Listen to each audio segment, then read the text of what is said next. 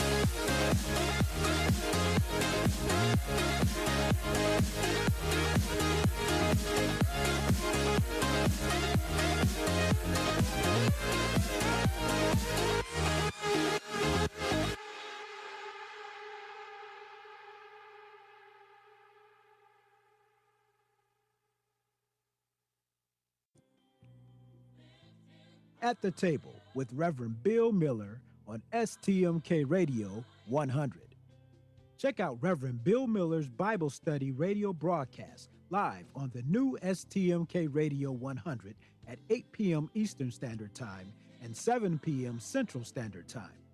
Please listen in and support him as he joins the realm of broadcasting to encourage believers and offer the comfort of God to others across the airwaves. At the Table with Reverend Bill Miller on STMK Radio 100. Also, feel free to contact him for prayer, counseling, and conversation at brobill9608@yahoo.com. That's BROBILL 9608@yahoo.com. At the Table with Reverend Bill Miller on STMK Radio 100. STMK Radio 100. You're listening to Stop the Madness, Keep It 100 with your hosts, Sean L., Let, and Tone the Stone on STMK Radio 100.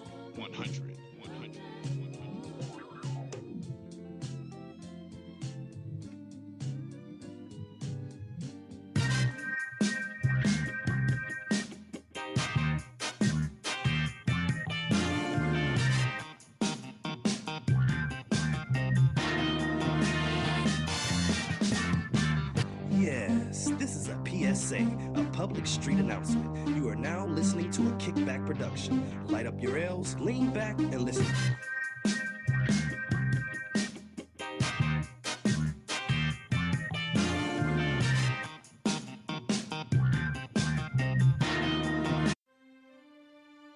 The drama over the Nunes memo.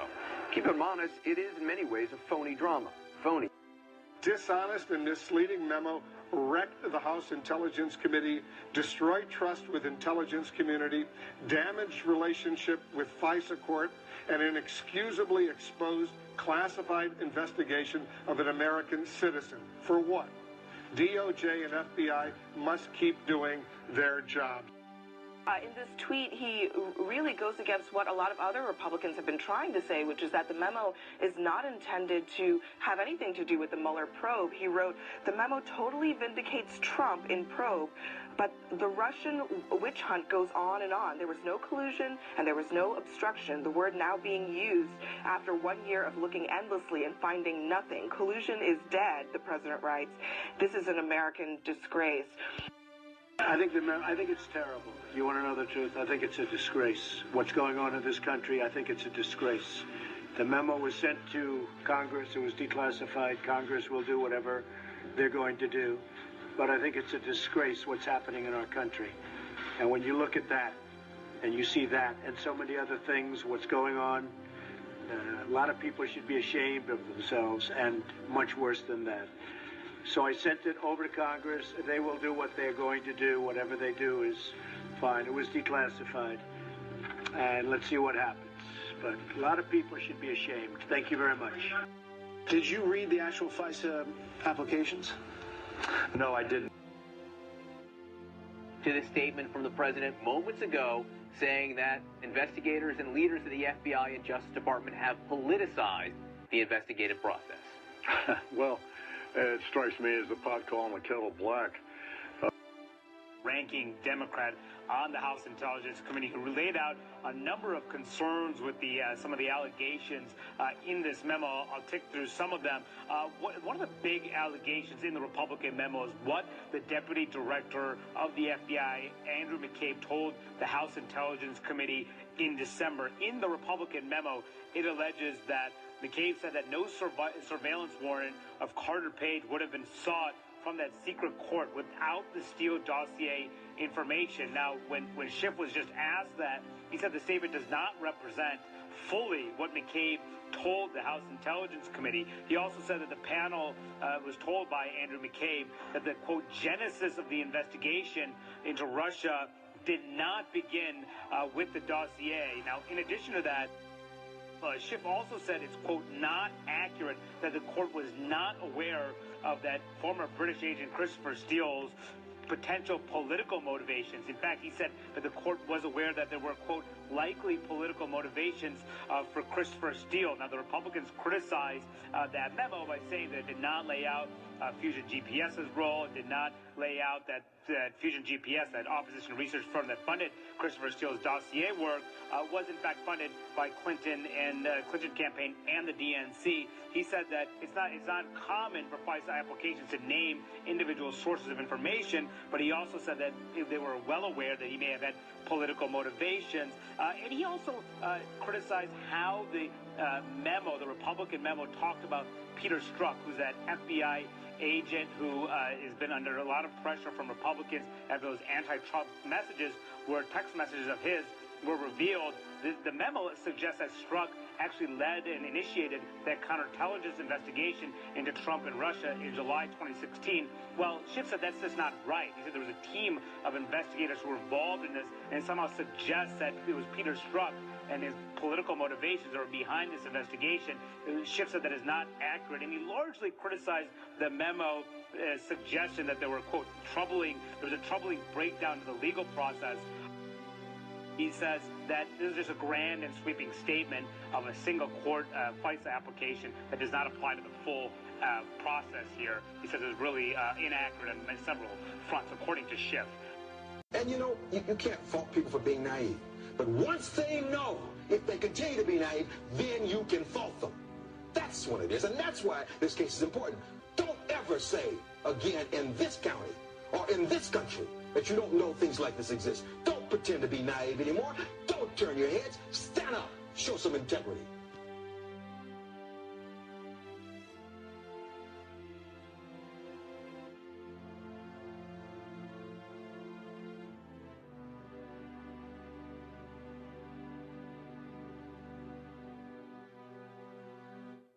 Good evening and welcome to Stop the Madness. Keep it 100 on a Friday night. TGIF. In Studio 51 with me tonight is my man Saxman and Tone the Stone, and J Mac is on their way in. It's weather out there got them stuck, Jay. Where you at? They got them stuck. Yeah, the weather bad. Tonight, there's so much going on. Tonight, we're going to talk about the disputed NUNES memo. Then we're going to go into the Baltimore gun case. And then we're going to go into the chat room with D-Nose. And then we're going to have our man on the beat, Saxman, weigh in on all these legal matters. But, you know, this disputed GOP NUNES memo was released with Trump's approval, Saxman. And the memo alleges, and I'm going to say this right here, the memo alleges that the FBI violated the law. It says the memo alleges FBI abused its power to obtain surveillance warrants of Trump's aides. Okay. Now my question is this, and I'm going to ask this question to everybody. Okay. Right before this memo was released, the House and the Senate just approved the surveillance bill and said everything was fine. Mm-hmm. So if you was going to say the FBI violated the law and was misusing people's rights, why you approve the bill? I agree. You know, that's a catch-22 situation. You know, this is crazy. Yeah. The FBI Agent Association posted a statement following the release of the NUNES memo, and they want everybody to notice that they can't believe that Trump is supposed to be pro-police, pro-law enforcement. You know that, right? Well, he's supposed to be, and that's what they've been talking about for his whole campaign was we're going to protect the police, we're going to make sure the police get funding and get treated fairly and by the government and all that kind of crap. They was talking about how Obama was against the police and how Trump was for the police. Oh, right. And that's right. Trump is pro-police. Mm-hmm. So we asking ourselves right now what's going on here. But the FBI Agent Association posted a statement following the release of GOP NUNES memo. And the FBI special agents have not and will not allow partisan politics to distract us from our sole commitment to our mission. What they saying is we're going to do our job. That's what the FBI is telling you. We're going to do our job. Right. We're not going to let politics come into what we have to do. Right. Okay? And we're going to go into that memo. The NUNES memo, it omits a lot of stuff in that thing for the FISA warrant, Saxman. And it chose instead to focus on cherry picking on what was going on. But the problem I have, and everybody else should have in this memo, is that the person who released the memo never read it. You kidding me? Yeah, they never read it. Are you joking? For real? For real. He said it. He never read it. Nor have they read the FISA application. So how could they even comment on anything on the memo or even in commission? They don't even know what it's about. Well, this is the problem I have, and I've been saying this before. When it comes into our local politics about law enforcement officers, okay, everybody want to jump on the police when it's advantageous for them, especially when money involved. Exactly. Okay. Now everybody don't know who Robert Mueller is. Okay, and I want to bring this up to you. Robert Mueller is the prosecuting attorney that charged Patty Hearst and put her in jail. Okay. You know, Patty Hearst's father was big bucks. Okay. Okay. And he went against the governor when the governor wanted to pardon Patty Hearst. Okay. That's why they had to send the pardon to the president, and the president pardoned her. Right. Okay. He couldn't stop the president from pardoning. He came out against it, but he could stop the governor, Right. and he blocked the governor's pardon of her. So he's a straight up guy. He is going to come to the end of this. Okay. Okay. And I think that it goes deeper than politics, and everybody has to understand we have thrown our morals to the side. Yes, we have. Okay. Yes, we have. For the people in the church, we talked about this last time. Saxman and J Mac was there, and we talked to the preachers. You know, you talk about gay marriage. Okay. You talk about people of color. Okay. You talk about immigrants. My problem is that if you're going to stand on the side of the Bible, the White House is violating every standard there is. They're having Hope Hicks is having unmarried sex and an affair with a worker. Well, they all hypocrites, man. Okay. Come on. Then you got the guy that they just fired today who battered his wife. Yeah. Okay. Then you got Donald Trump having affairs with his pregnant wife at home. The church has lost all moral standings right here. Okay, so I'm gonna say that we talked about that before, and we had the preacher on here. There's no way. And then the preacher said we're gonna give him a mullet. Okay, yeah, we're gonna give him a pass. How you gonna give somebody a pass when you sitting in church every Sunday talking about the work of the Lord and Jesus Christ and everything, and then you're going against the principles of the Bible? Jesus Christ went out and helped the poor. Sure did. Jesus Christ didn't sit inside the church and do his work from the church. He did his work from the street, okay? And he helped the poor, okay? This administration is going on with the rich, right? Okay? Devin Nunes did a memo to trash one of the top law enforcement agencies in this country, okay? Now everybody has picked a side, okay? Because I like Trump, we're going to let them trash the FBI. Right. Okay? We're going to let them say the FBI can't be trusted. We're going to let them say the FBI no good. We're going to let them say the FBI doing a thing. What's going to happen, people, when one of our local law enforcement officers get into a shooting or something happens and the FBI has to come into the city, which they will, okay, and they do an investigation of that shooting, and it comes back in the police officer's favor. The community, you have already told the community the FBI can't be trusted. Right. You already told the community that the FBI is crooked. Right. You have already tore down the one establishment that everybody believe in. So how can you get somebody to think about your agency is not crooked too? Well, it's like what D.L. Hughley said. I was watching. He said the reason why they haven't stopped Trump and they're allowing Trump to do what he wants because he's doing everything that they want him to do. Well, I agree with that. I agree. Not only that, I agree with it. The problem here today, and I want everybody to understand it, Trump is a figurehead. Okay. Only reason Trump is in office is because we held a woman to a higher standard that nobody want to be held to now. Okay. We held her to a standard of her husband cheating. Okay. And I want to go back into that because you know what? I had a thing today when I was on the Chicago morning show the other morning. All right. Hillary Clinton was held to the standard of Bill Clinton cheating. Okay, and when Bill Clinton was cheating, she was called an enabler, and she was marked because she didn't leave Bill Clinton. And they wanted her to be understanding and sympathetic to the victims. Exactly. Now, our first lady, Trump's wife, is in the same situation. Exactly. Okay, Trump has been accused by 16 women of sexual assault. Okay, Trump has had accused of an extramarital affair while she at home pregnant. Should she leave Trump? By their standards, she should leave Trump. Exactly. And her standards, she should come out to the victim side and sit with the victims. And join the Me Too movement.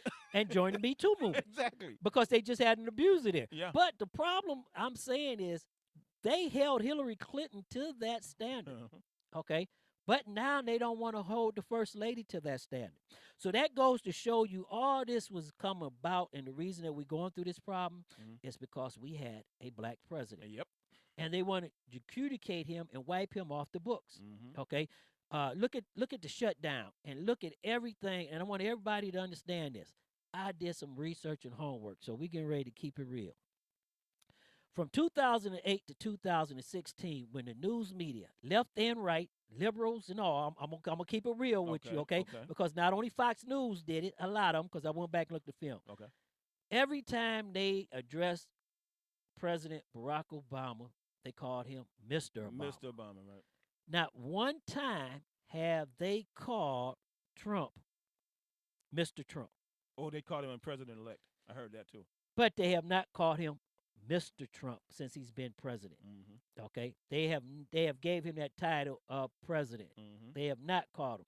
Go back into when the shutdown came, how all the Republicans sit there and blamed it on Obama and talked about they had to shut it down because we were spending too much money. Mm-hmm. That Obama was circumventing the Constitution with his executive orders. Mm-hmm. Go all the way down the left. Now bring it back to what Trump doing. Executive orders. Mm-hmm. It's no longer a violation of the Constitution. Mm-hmm. Okay, it's okay. Of course. Look at the financial hawks. Okay. They didn't just put $2 billion on top of our deficit. Rand Paul was right when he stood there and called them out last night. And everybody want to know what's going on, okay? Because now what was supposed to be the end of the United States and was so bad and a violation of the Constitution and stepping on it, okay, it's okay now. Well, he's doing everything. This is what DL said, too, was kind of funny. He said everything that they expected out of Obama is happening with Trump. Everything. That's everything. Correct. Everything. And you have to look. And you have to look at this also. And I'm going to say this again when we go into the NUNES memo. Trump didn't put himself in a catch-22 situation. Mm-hmm. Okay, and I want everybody to understand this.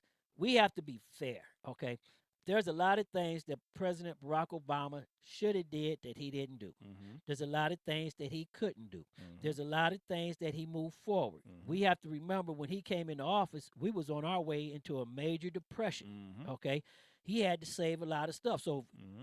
if he just did one thing, he brought us back. He did the auto industry first. He brought us back everything. Yeah. Okay, mm-hmm. all the safeguards that he put on in the financial market. Mm-hmm. Okay, everybody keep talking about the stock market. The stock market. Well, the stock market has failed 3 times since 2000. Mm-hmm. Look at it this week alone. It done bottomed out twice. Mm-hmm. Okay, if you put your money in the stock market, you're going to end up going broke.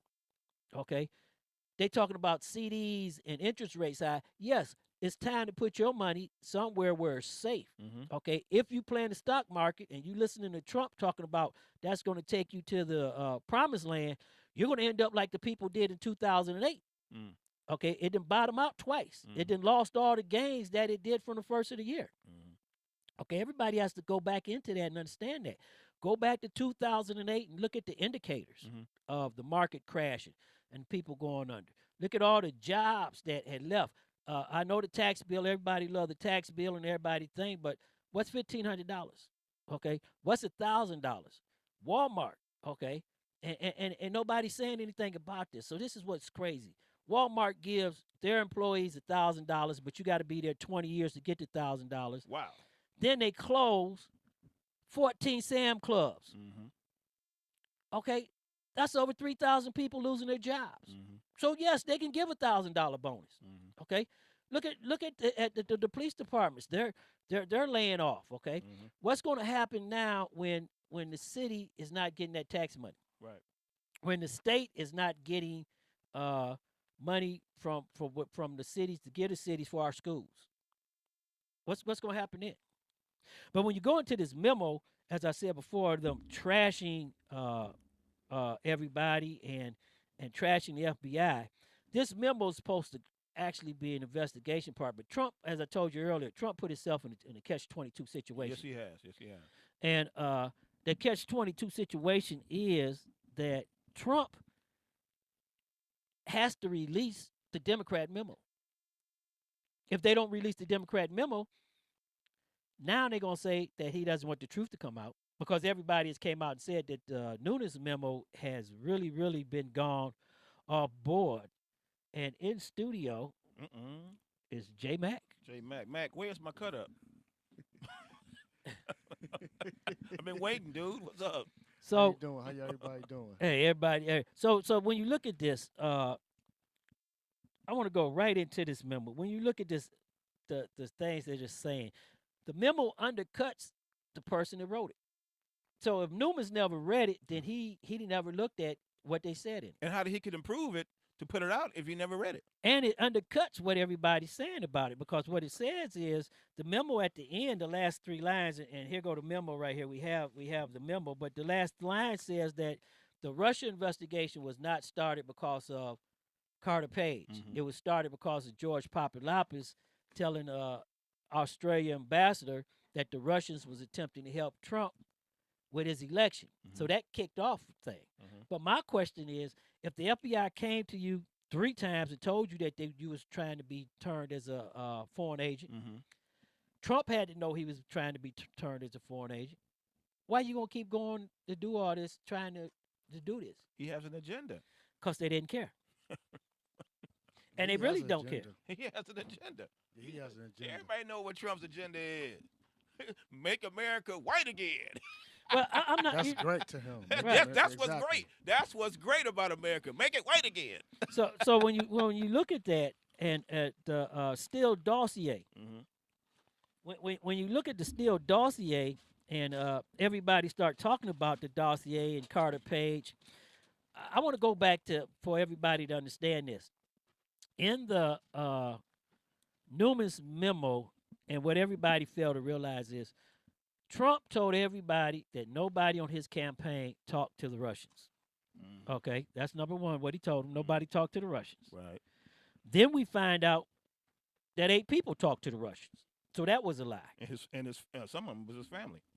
Right. So that's a lie. Yeah, exactly. Okay. Then it came out. The story was that people talked to the Russians, but nobody.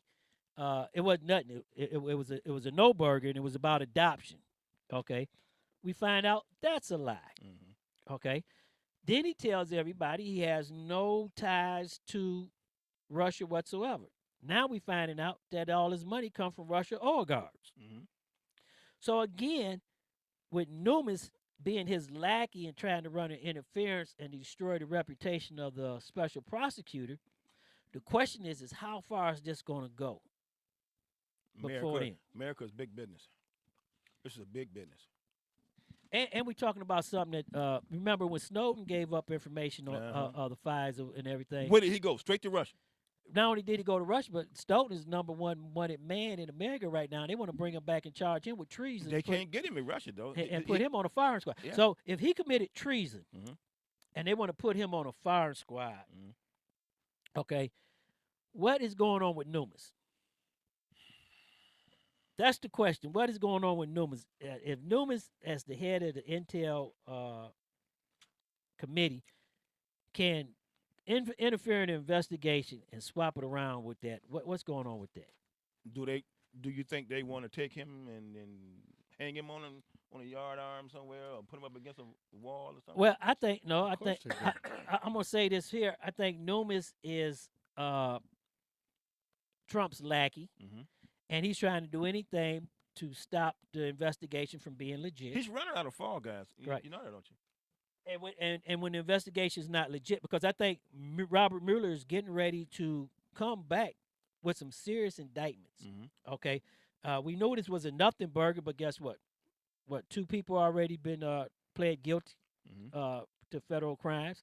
You got 2 more that's being charged with a federal crime. And then I looked at the Robert Mueller appointment letter, and I think it'll be that interesting if everything that they put out about him wasn't so wrong. Right. In the chat room, Facebook Live, welcome YouTube. We got Australia in the house with us. The Bell, hey, thank you for joining us again. Hey, Australia. Australia, how y'all doing? Right. Tone the Stone is in Studio 51. Tone ain't got nothing to say. Tone's still nursing a hangover. Oh, you mic'd up, man? No, he ain't mic'd up. He don't want to be saying nothing. That's what happens when you come. That's what happens when you come in late. Come in late. Come in late. J Mac a busy man, you know what I'm saying? That man is it's Friday at the shop. That's a local celebrity. Hey, that's a local celebrity sitting next to you, Sax, man. Yeah, show but some proper what are you respect, doing man. late? I can understand him being late. He's a celebrity. What's your problem? I'm security. Right. Hey, James, give us a call on that 216-233-3669 number. We want to hear from you because we're talking about your boy and NUNES' memo and Trump and what's going on in the White House. And we want to hear from our man James from the land. Yeah. Give us a call and come on air and let our people know what you're talking about. So when you look at the memo that they put out about the special counsel, Trump has to release the Democrat memo. He has no choice on that matter.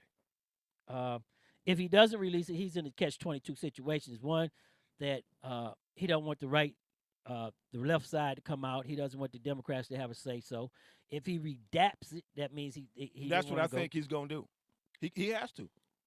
See, he shouldn't even be. But that don't make no sense. He should not even. How is he got the power to review and possibly redact something that because that could possibly implicate him? He got control. That don't make no sense. But so the law is he's the president. He's he the has man. the right to release. He can do that. That don't make the least bit of sense. But see, it don't make sense, but it's a fact. It happens. So this is the country that we living in, This where is the the country man, we live in. where the man who's chopping head, who said Yep. it on the chopping block, Yep. he got the right to look at the Yep. paper and say, nah, That's it. get rid of because this. you know that don't make no sense. You know this is a dictatorship country now. You know what the problem is, Tony Stone? It is. I'm gonna tell you. What I'm we gonna say, tell you it the really problem. is. But you know what the problem is right What's here. that? The What's that? problem is that our forefathers put the separation of states Uh-huh. and the separation of the branches of power, the executive, the Congress, and the courts.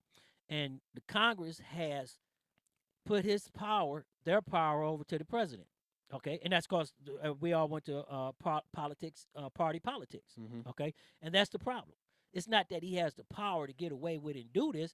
It's that the Congress is turning a blind eye. They his people.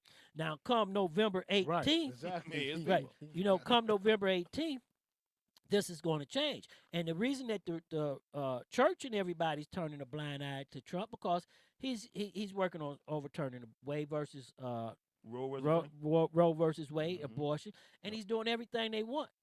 So long as he's doing what they want and putting their agenda for it and going to sign their bills, they don't care. Okay, look what they did yesterday.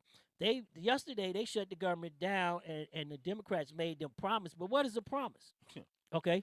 In this country, in this landscape, in this era of politics, it's nothing. It's just worse. But come November, and we're gonna have a lot of politicians coming on. Come November, everybody's gonna have to get out and vote. Okay, I don't blame the administration, the Republicans, for doing anything they're doing right now, and I want everybody to understand that Trump is the president. If he fails, we fail. Okay, so let's keep it true about that. But on the same token, we're going to give him the same scrutiny that they gave President Obama. Yep. Yeah, I mean, everybody gets it. Every president gets criticized, and of course, his opposition, they're going to try to take every chance they get to try to shoot him down. Does get criticized. So there's nothing surprising. I'm just saying, like with regards to this with this memo and this just Russia investigation period, like if he's one of the suspects, for lack of a better word, in this, he should be completely removed from any of the process until it's time for him to you in your house. answer. You in your house. And, listen. And somebody in your But house. Now you talking about the separation of powers, right? But it does happen like that, Tom, because guess what? The average president wouldn't try to interfere with the FBI and interfere in the investigation. If they got nothing to hide. He shouldn't have the if they got ability nothing to to hide. interfere. Tom, I mean, not like he has the right to put his cabinet there.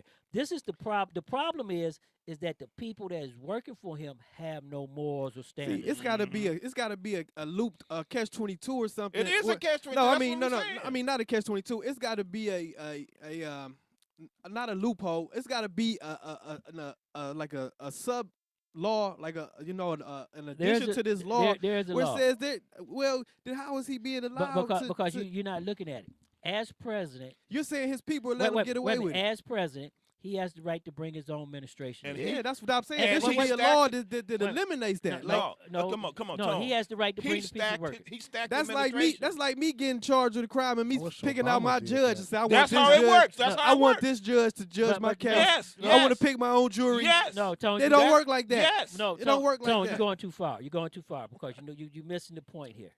Okay, the point is he was elected president. He has the right to bring in the secretaries and bring in his directors and bring in everybody that he wants. Okay, just listen to me for a minute. At the same time, you have career people working there. Okay, who does the day-to-day job. Okay, now normally in a normal situation, but this ain't normal now. Okay, in a normal situation, if I was the president and J. Mac was head of the FBI or the Justice Department, and they was investigating me, J. Mac and them wouldn't listen to me or parlay to what I'm doing. They have standards. They have morals. and they have a reputation that they upkeep. If they stand by it. They do their job. Right. Okay. But if Jay Mack is my lackey, right, then, and I appointed him to the position, right, okay, then he's going to do whatever I want. Now you get it. Now you get it. No, I understand. It's not that I don't get what's going but on. that's the I'm Constitution. saying where it works. No, but that's what I'm saying. That Constitution should have been amended. That law should have been amended or like fixed. I told you, we have a dictatorship. It shouldn't even be a possibility for this man to be able to control his an investigation against him. No. See, this is the problem right here, Tone. I told you again. The Congress has. The millennials or something else. Right. Man. Well, wait a minute. Hold on for a minute. Millennials, man. Hold on for a minute, Zach. The Congress has the power to protect the special investigator and to put things in place to remove the president out of the picture where he had no control. Nixon had the same power in Watergate. The only reason Nixon got impeached in Watergate is because the Congress used their power. He retired before his impeachment. But I'm saying the Congress. No, it was there. It was there for him. The Congress used their power. He did get out, but they was That's coming not at him. happening right now. I knew they were coming from real I hard. understand that. Y'all not getting what I'm saying. What I'm saying is the Congress. No, I'm saying it should be the judicial branch that's handling this, not the Congress, the legislative branch or whoever's responsible. They shouldn't even be able to allow to put their hands on it. Your Constitution says Congress sets laws. Okay, and my point from the very beginning was that needs to be changed by now. In this day and age, that shouldn't even be an option anymore. After Trump, that may be changed. Yeah. But you have to understand this. Your forefathers sit down in that room, okay, with them wigs, and they wrote some articles up that is keeping our democracy alive right now. Yeah, but all of those articles have been amended. There's how many amendments? But you know how amendments happen? The 47% to sit their ass at home, they have to come out and vote. But what I'm saying is that it's not like these things are written in stone and they can't be changed. Changes can be made. They haven't been made. Added. And in 2018, the changes should have been made by now. It's been additions to the Constitution. To the Constitution. It's been additions. That's what I just said. But see, Tone, you have to understand, you never had the problem that you have now. So it was never brought to the forefront. It's easy to sit here now with the water coming out of the aquarium. Well, listen, I'm not a politician, but it's easy for so-called intelligent politicians, these are so-called smart people, they're powerful people, to see something like this coming and know that they got to put the change in effect. But say again. They got to put the change in effect. If I'm getting $6 million, if Jay giving me $6 million a year, why would I change something if I'm getting paid? Because it just so happened that it's their guy in office. It could have been another guy in office, and they wouldn't be getting it. And they wouldn't be getting these favors. That's why he appointed the people he wanted in there. And guess what? But that's what I'm saying. So listen, it's two sides to every coin. I agree with it's two sides to every coin. So yeah, Trump and the Republicans are getting away with it right now, but if it was the Democrats, and Democrats were getting away with it, they would have every problem in the world with it. So how long are we gonna go back and forth with the petty arguments? Tone, what's the old saying, Tone? Tone, do you think stick your finger in the dike and hope that it stops the flood? Wait a minute, Saxman. Do you really think that there will be another Trump in office?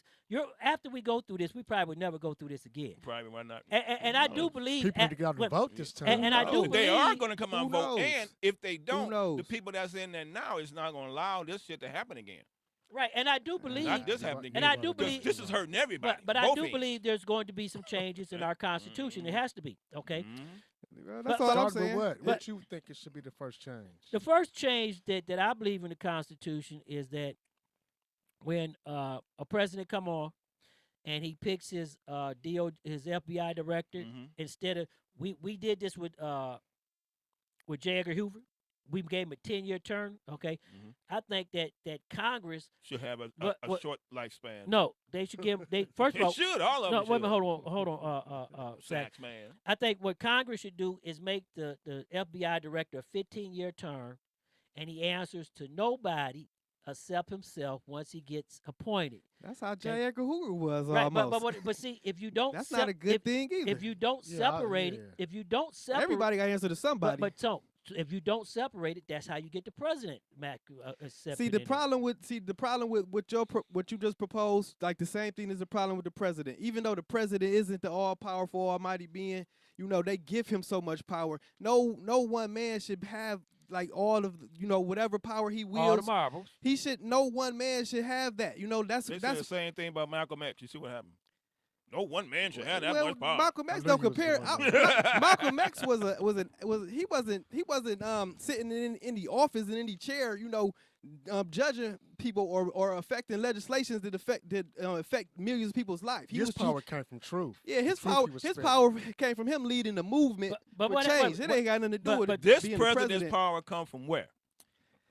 From the people. Exactly. No, it comes from okay. 30 see, this is the problem that everybody fail to realize, and I'm gonna say this. This is the problem that everybody's having right here.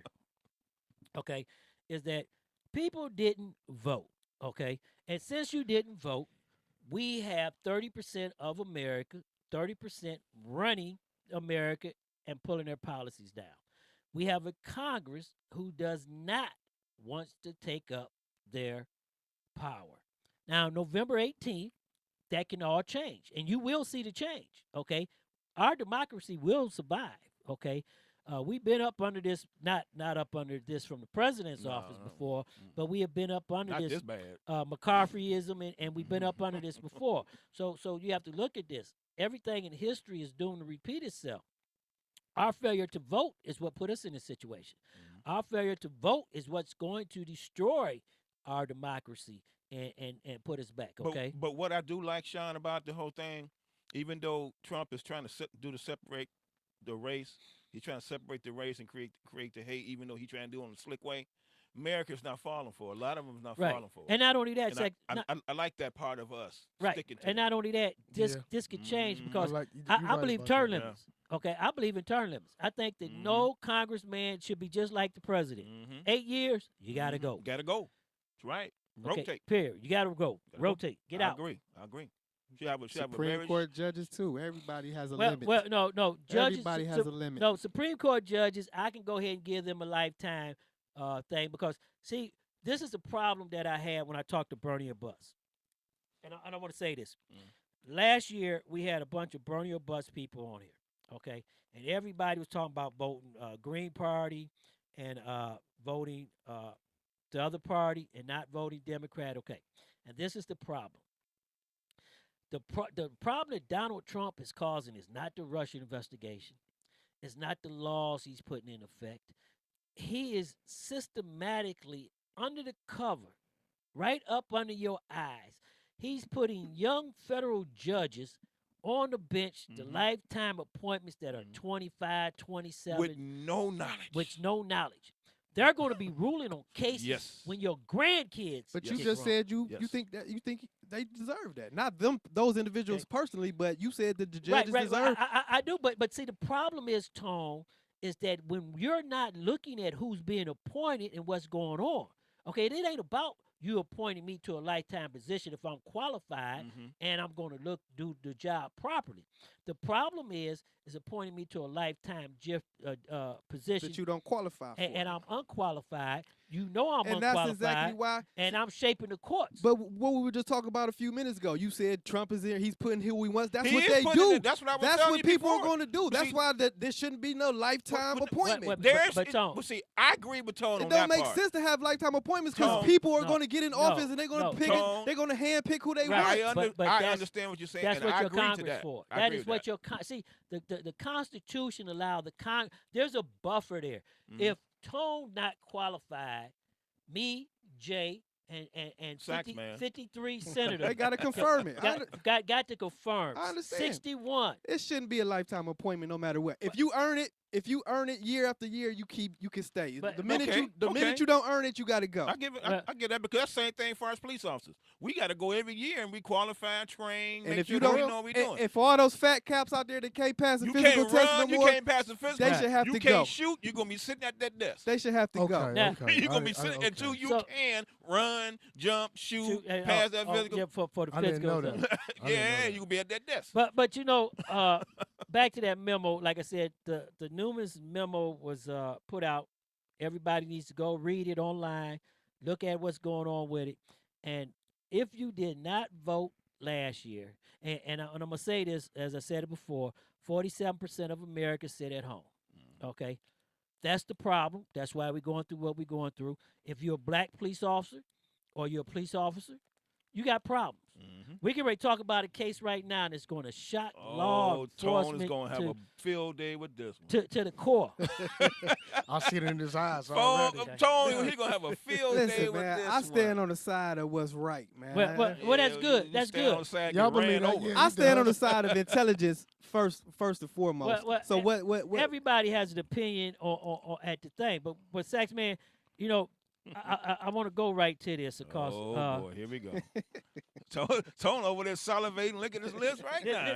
This is going to rock law enforcement to the core, and this is where I came back to and tell everybody, as Tone said, there will be laws put in place over this, and this started after the Freddie Gray's the death of Freddie Gray. Yeah.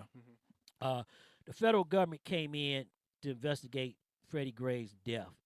And what they uncovered is astronomical. And as a 32-year veteran of being a 32-year veteran of law enforcement, I'm shocked at what's being discovered, what's being said. I'm also kind of happy that they got caught, but I'm also happy that some of the officers they tried to bring in stood up on the right side. So that gives you the thing that everything's not bad. But we're gonna go right here to the Baltimore Channel 2 News of the Baltimore gun unit case. GTTF. Hold on for a minute. Paid $1 million selling drugs for former police officers. And this bail bondsman's testimony implies the corruption went even deeper than the officers who were charged. ABC2 investigative reporter Brian Kubler joins us now live with what was said in the courtroom today. Kelly, a friend and accomplice of Sergeant Wayne Jenkins, took the stand today and delivered yet another day of explosive testimony in this case. Donald Stepp, a close Jenkins family friend and bail bondsman, told the jury that Wayne Jenkins told him the gun trace task force was, quote, a front for a criminal enterprise. Stepp admitted to being part of the enterprise, telling the jury he sold the drugs Jenkins would steal. Since 2012, Stepp said he must have made more than $1 million pushing cocaine, crack, heroin, and even 2 trash bags full of prescription drugs Jenkins said he stole from looters during the 2015 riots. Stepp also testified how he was the man who supplied Jenkins with the clothes and heavy-duty tools he would use to rob big-time drug dealers in the city. Quick bags, he called them, filled with bolt cutters, crowbars, a machete, and this mask, all bought on Amazon. Stepp said he would provide, quote, a steady abundance of specialty equipment that they would need. Stepp, who participated in some of these robberies himself, described Jenkins as the prince of the Baltimore Police Department, who had the entire city at his disposal and the pick of the cream of the crop officers.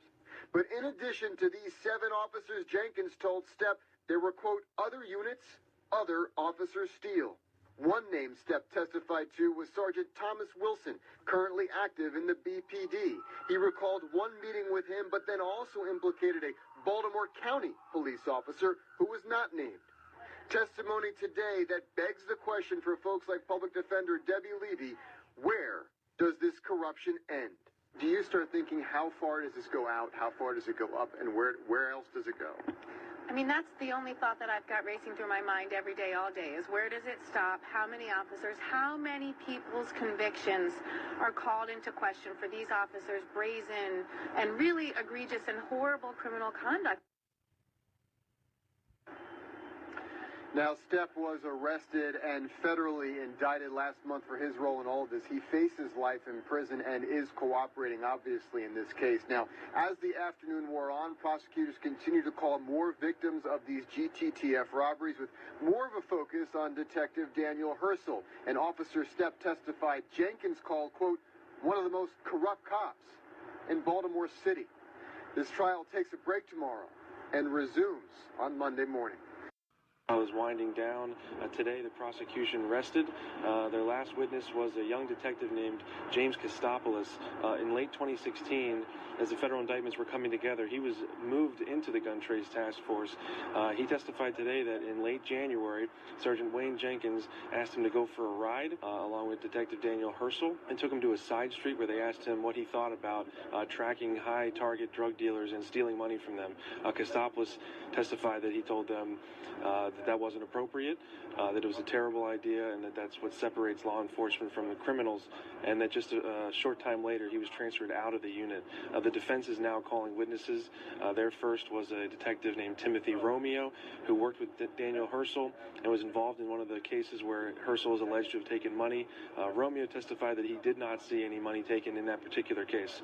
If people take away from this case some lessons about the police that really ought to be reckoned with, then maybe some good will come out of this. If we learn something more about race in the criminal justice system and the way we perceive things as a country, and something good comes of this discussion, then maybe there'll be some positives. About being anti-police, you saw the police you could believe, and you now know the ones you can't believe. And anybody who believes that all police are perfect, that they don't lie, that they don't have the same biases and racism that the rest of society has, is living in a dream world. So this is not for the faint of heart. This is not for the timid. As I said, this is for the courageous who understand what the Constitution is all about. For now, we are live in downtown Baltimore. Brian Kubler, ABC 2 News.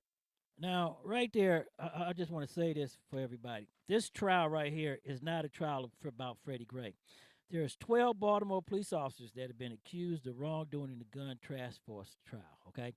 And the shocking part of this is, we got our law enforcement correspondent with it here, is that they might have killed one of their own who was going to testify. Detective Sean Schutter, homicide detective, was scheduled to testify before the grand jury about 3 weeks before this trial started. And he was out with his partner looking for a homicide suspect, and mysteriously he got shot in the head. No witnesses, nobody knows. His partner's giving conflicting statements. With his own gun too? Yeah, with his own gun. Now, 7 convicted officers. 7 has already been convicted of this trial. They're facing life in prison. Some serious time they're getting ready to get, okay? They have been witnesses and testifying to the gun task force trial. No charges for his murder? No, nobody's been brought up on charges for the murder yet. Now, one of the people testified yesterday, and the cases just went to the jury. So, Saxman, this is the thing I want to talk. I want the conversation to start right here. Everybody talking about accountability for police officers, okay? And across the country, Baltimore is going to be the poster child for accountability. So it's coming. Everybody better realize it's coming. What's going to happen to the good officers? What's going to happen to law enforcement, period? Because right now, the cops are worse than the people that they're trying to arrest. Sean, nothing new. All right, let me. Right. Yeah, I mean, this is coming to this is something new here, J Mac. This is something new. Sean, this is nothing this new. Is above and beyond. No. I mean, when you start talking about let me say this. When you start talking about this level of corruption, when you're talking about a whole unit and half the police force, this going back to the 50s. Okay. This going back to the 50s. It doesn't happen like this, okay? See, it's easy for everybody to sit on the outside. Now, I'm going to say this, okay? It's easy for everybody to sit on the outside and say, oh, well, yeah, this happened. No, it doesn't happen like that, okay? It does. It's just like you and the computers, okay? Everybody that does computers are not pedophiles. Right. Everybody, right. Okay? So when you sit here and I say that half of your class just got arrested for pedophilia, there's a problem, okay? Well, listen, see, nobody's saying that, Sean. And I understand where you're coming from because you're a proud representative of law enforcement. It ain't about me. But when I say this is nothing new, what I mean is that this this type of thing has always gone on, and in every big city, in this country, I'm sure there's a band of officers operating like this in every police department, in every major police department in this country. It has, at this but not level, at this level. No, they haven't got caught like these guys. Yeah, I mean, that's hard for me to believe. No disrespect. I respect your uniform. What you mean not at this level? I really do. You know what I'm saying? But I can't believe that.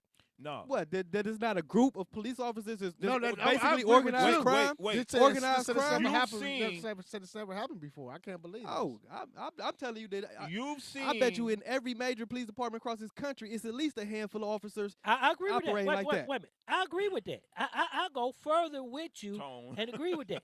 But as you said, a handful. Baltimore, we're talking about a real live unit. No, we're talking about a real live Omar situation. What's the name of the show that they had? The Wire. Yeah, The Wire. Okay. We're talking about half the department. This goes all the way up the ladder. I thought you said it was 12. I thought it was 12 but no, we're talking about officers in other units, other departments. Oh. There's county. There were some people in county. Right. So when you say 3 or 4 officers, yes, even in Cleveland we had officers. I thought it was just this unit. Okay. I didn't know it was. No, there was other units. It was other units. Well, this is a whole This is a whole unit. Everybody in the unit was corrupt, with the exception of one guy. Right. Yep. Okay. And that one guy got I'm gonna say murdered. Well, no, he wasn't in the unit. He knew of the unit. He knew of it. And I think that he and they had to take him out with the knowledge that he knew. Right, and I think that he was going. The one guy testified before the trial ended this morning that he was possibly stealing money with him, and it was going to turn on him. Okay, but my thing is this. This is where I want to go. I want to make one point before you go there. I just want to bring it up. And this might. I know you. I know you're gonna try to. Don't look at me. Hold on. Like let me say this, Sax. I know you're gonna try to find holes in this. What I'm about to say. At me but like, you remember the movie American Gangster about Frank Lucas, and they talk about how they took down almost 75% of that police department for corruption. So this is definitely not the first time. But if you listen to what I said, since the 70s. Yes. This corruption has been there and it's been on that level. Look at Serpico. Okay, I can name cases where it come down. New York. It's like if you provide it was drugs involved. Right. So if Baltimore has a big drug population. Drugs, guns, and money, and women.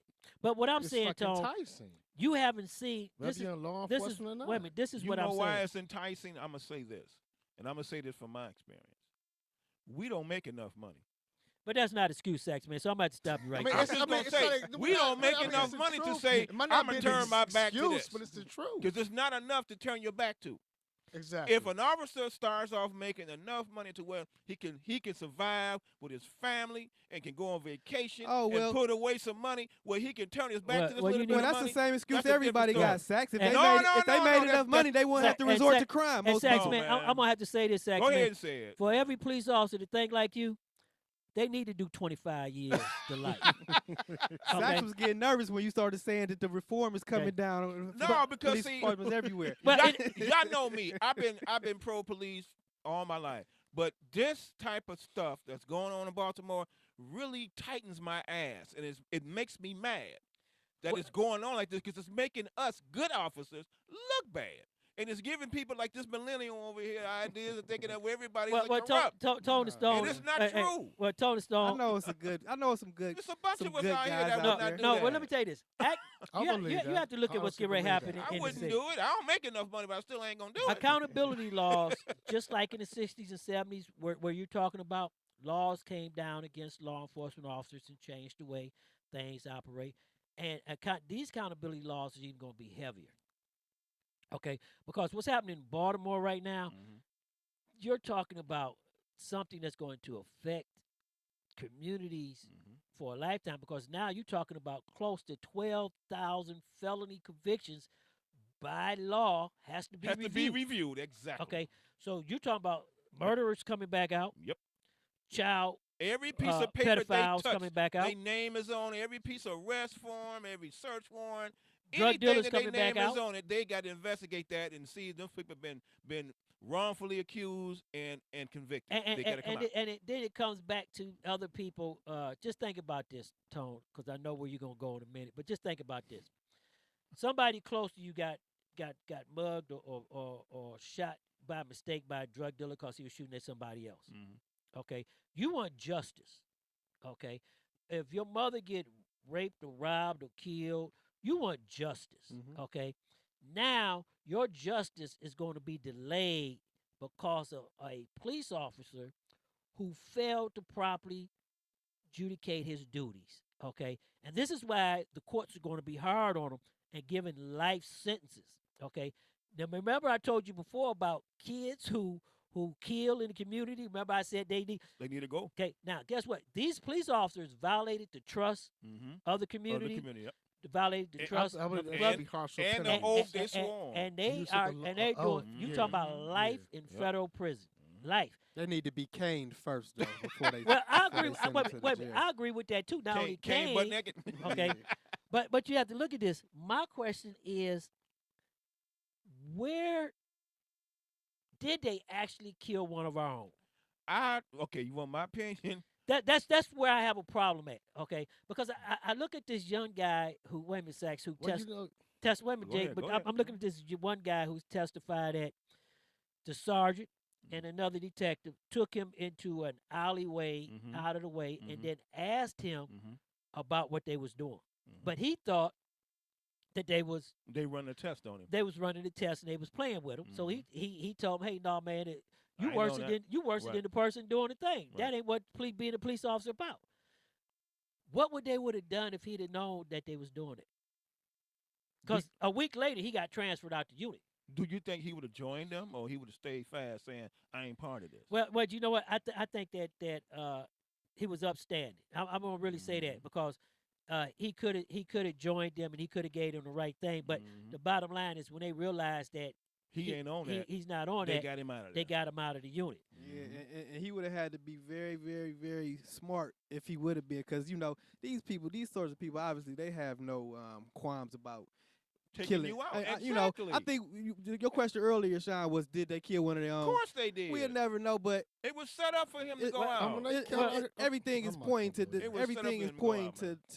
them. And they're definitely capable of it, just looking at the they're talking about conduct they were. They're talking about stuff. Sean, break it down. They're talking about they responded to a but before we go there, Saxman, go ahead.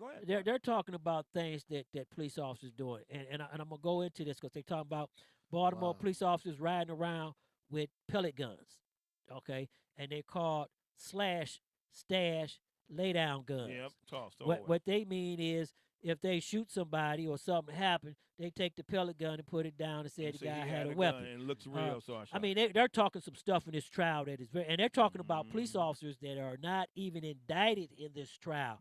Like a sergeant is still there, a lieutenant is still there, a county police officer is still there. The jury hasn't came back. You got one police officer, and I think. Well, let me ask you this: it seems like you're kind of like more upset about one of your own getting killed than just a regular citizen. No, I'm upset that they would went that far. That's what I'm upset about. To see, this is the thing. I'm asking. No, they've gone as far as I'm upset about the conduct of the law enforcement officers violating the public trust, stealing, and robbing. That's what's upsetting me. And I know it happens in law enforcement because it happened here in Cleveland. Okay, right. But my thing is that somebody in the department should have been doing better policing on the police. But if the ones that are supposed to be doing the policing is just as corrupt, how do you police the police? Well, the police can't police the police. You know how you get these people in line?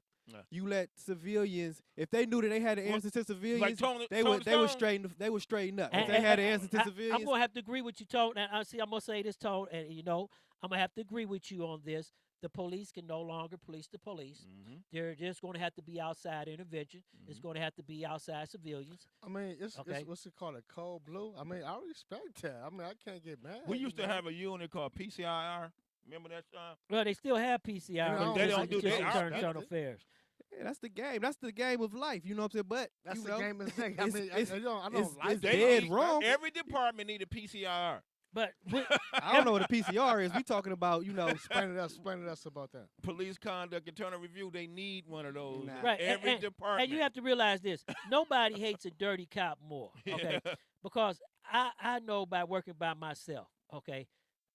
I work by myself, and I love working by myself. That's why I went into the mountain unit and the traffic unit, because Are you by yourself? I had nobody Got to nobody think that's about. going to put me in trouble. I answer for my own mistakes.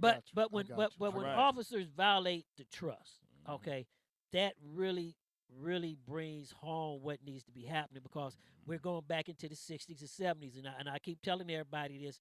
If you don't know your history and know what you're supposed to do, you will repeat your history. You repeat it, And everything is coming back around for us. But in the chat room, and D knows, they are in there, and I see a lot of smoke. D, what's happening? So let's go to the chat room, and then we're going to take a break for our local stations, and we'll be right back. But first, D knows what's going on. I see a lot of smoke. Is the chat room on fire?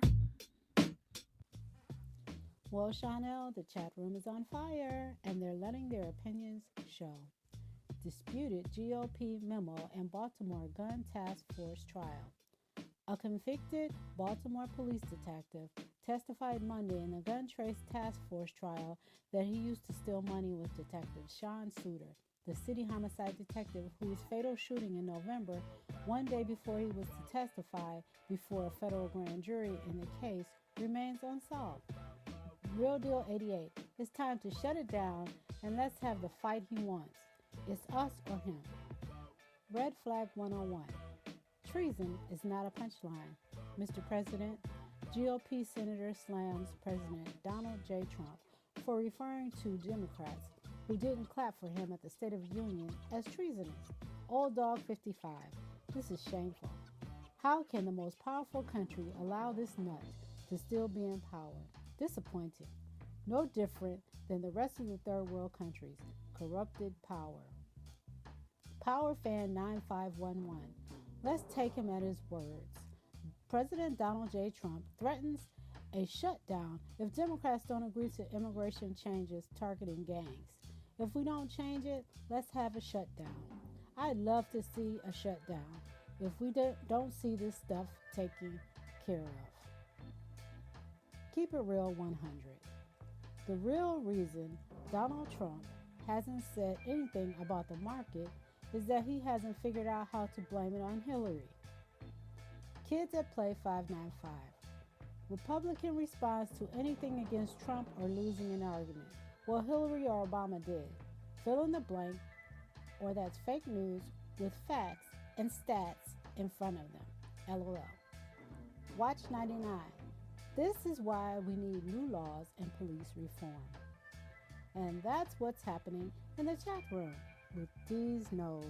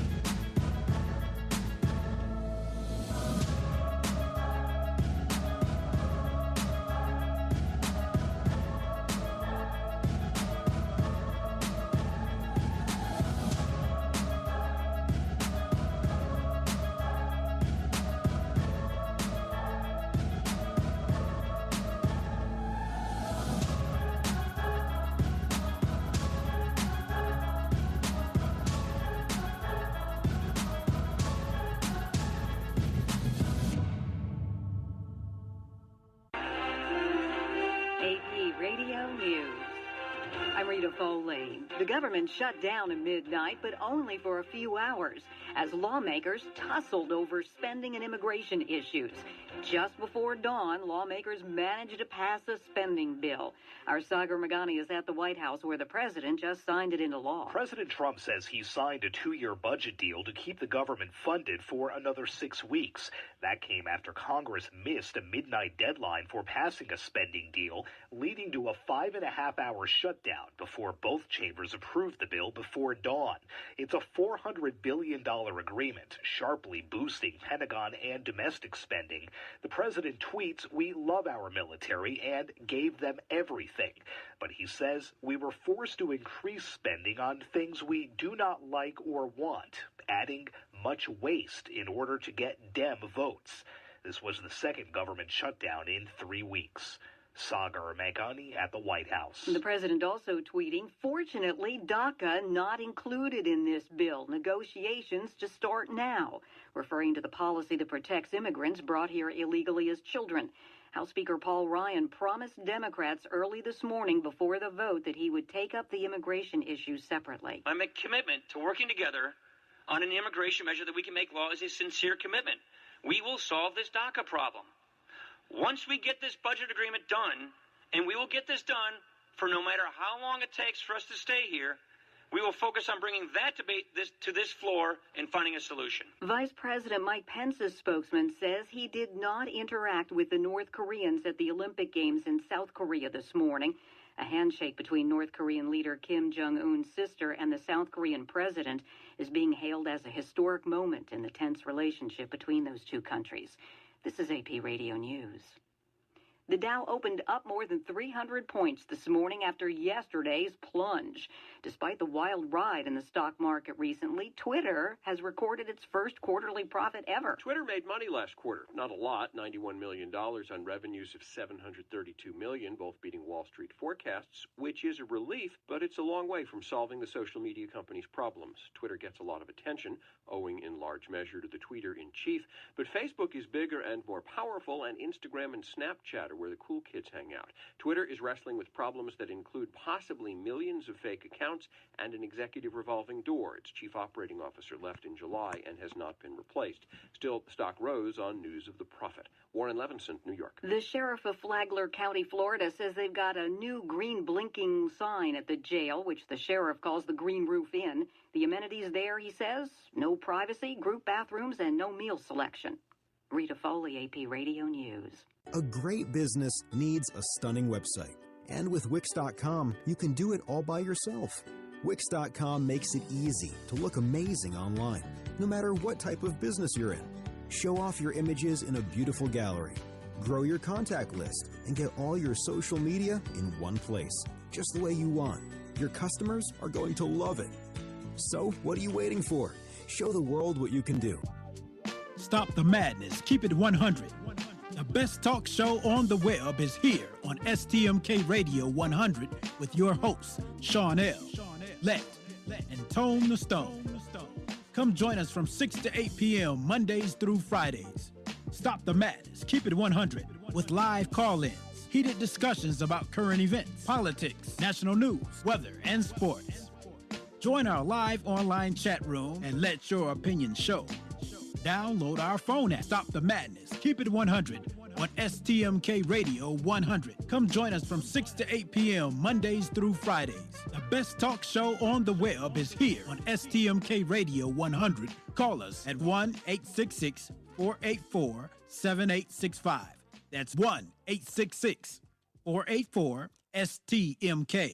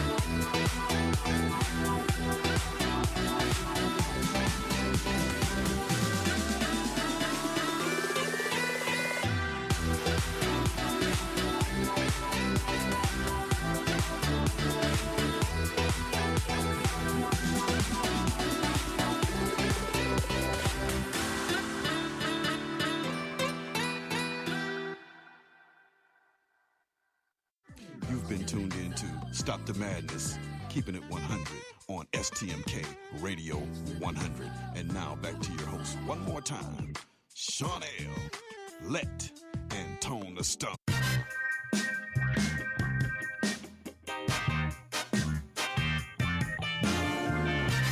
For that money, even though they was no good. But you do get something for your money. But when you put your money in the church bucket, what do you get back? Hope and a future after you die. In my position on that, if I have to die to experience heaven, I don't need that religion. Anyone who tells me that I should be content with accepting hell on earth, when the white man has his heaven here, and the Chinese man has his heaven here, and the Arab and East Indian has his heaven here, and they even building their heaven in my ghetto, and you're telling me I got to die in order to experience what they are getting right now? That's a religion I don't need, because that's a religion for servitude. And so we have to put the black church to task and ask them, what are you doing without Jesus money? Let me tell you what they're doing with your Jesus money.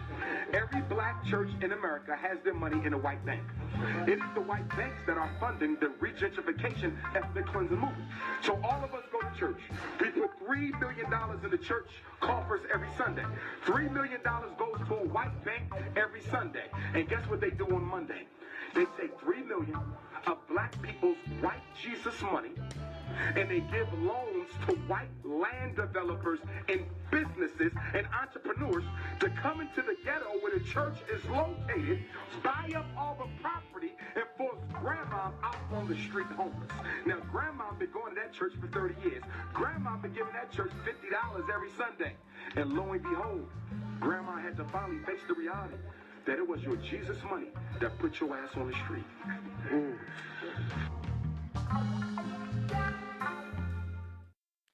Wow, that was the doctor right there. Some heavy words. And he was not joking about what he just said. Right on point. Well, you know, give me some more mic, baby. Sometimes he be on point.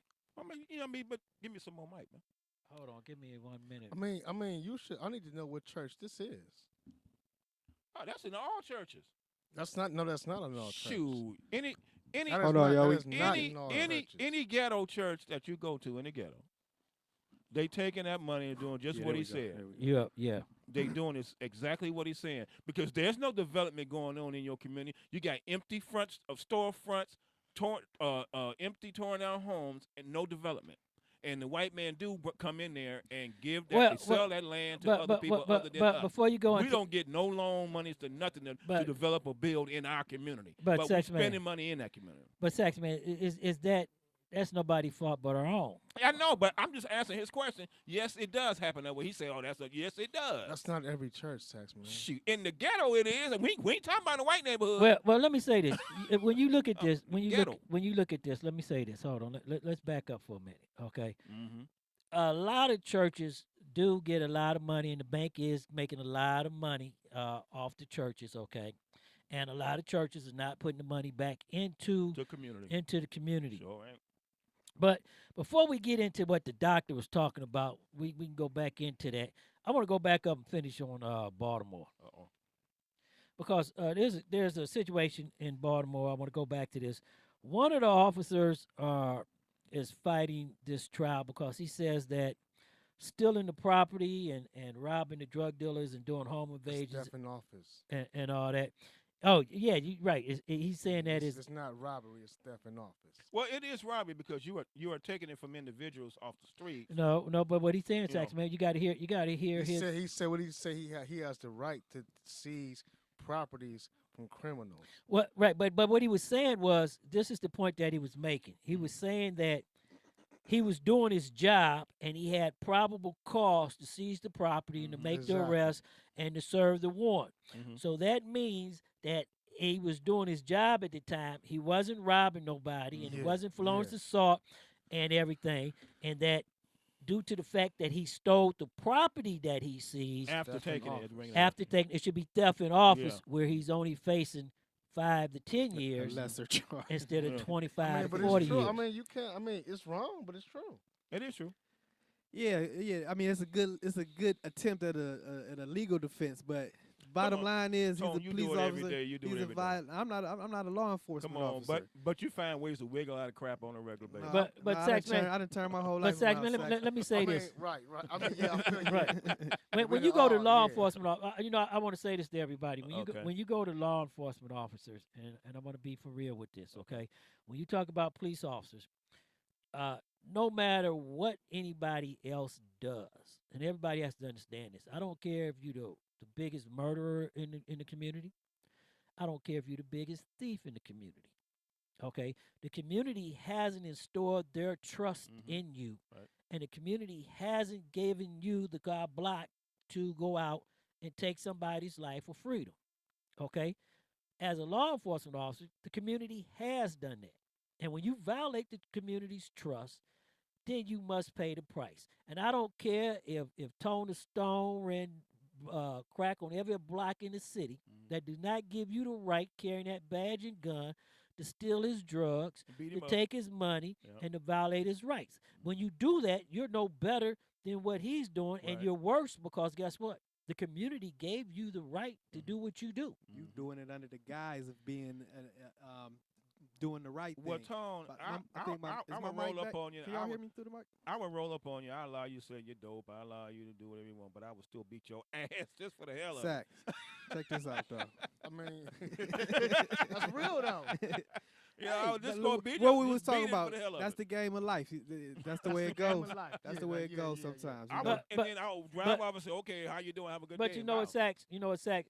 When you do something like that, okay, and I'm just going to say this. In Tony Stone's favor, this is the problem that we have with young black men in our community right now, okay, is that they have no trust in authority. Right. And they feel the same way that our young millennial on our panel feels right now, is that this is normal and this is the way it is. It's business and, as usual. and you are just a part of the problem and as much as the problem as he is, okay? This is what we have to change. And this is what law enforcement officer has to change, is that we and you as being a law enforcement, because I'm gone out of the thing, but you have to step up to the plate. And if you don't do the right thing, then the community is not going to take pleasantries upon you, and we're going to have problems like we have in Euclid, okay, Ferguson, okay, and it makes no difference if they bring blacks out of the community and put them in law enforcement and have them police their own community if they have the attitude you have. Right. So as Michael Wilkins on them always say, oh my God, you know, if you're not part of the problem, you know what he says about it. If you are part of the solution, you're part of the problem. Right. And, God damn it, you. and I understand where that is. Okay, but really, I want to go back into the thing right here, and I would just want to throw that out there for everybody because it's free for all Thursday. The phone lines are open. This is the thing, though, Sean, that I want to say. Like I said earlier when it first started, the problem I got is they're making everyone look bad because they not identifying the bad officers. They're identifying everyone. And I don't like that because I'm not part of the everyone. See, the problem is this. The problem is this. One bad apple affects the whole barrel. Okay, and it shouldn't. But it is. If you go into a grocery store, okay, and you see a worm in one of the apples, you're not buying no apples out there. Yeah, because you're gonna assume they all got them. Okay, so this is the problem. This is where Saxman has to come out and police the police and the people on his shift to let them know he don't play this and we ain't gonna have it. But Sean, this ain't the 70s and the 80s and the way we did it. Well, but it's worse because you know why? In the 80s and the 90s and the 70s, we policed ourselves. Exactly. Okay, nobody's policing themselves now. Okay, and that's the problem we have. Because it's the good old boys on the job now. No, I'm not. You know what? I'm tired. I'm tired. I knew you were gonna say that. Black officers. I was waiting for it. No, I'm gonna say this. I'm tired of black officers who were put on that job under decent degrees to protect the community, who has failed in their duties to protect the community, sit up here and blame it on somebody else. It's your fault. Right. You the one carrying that badge. You was put there to make sure that the community was treated fair and justly.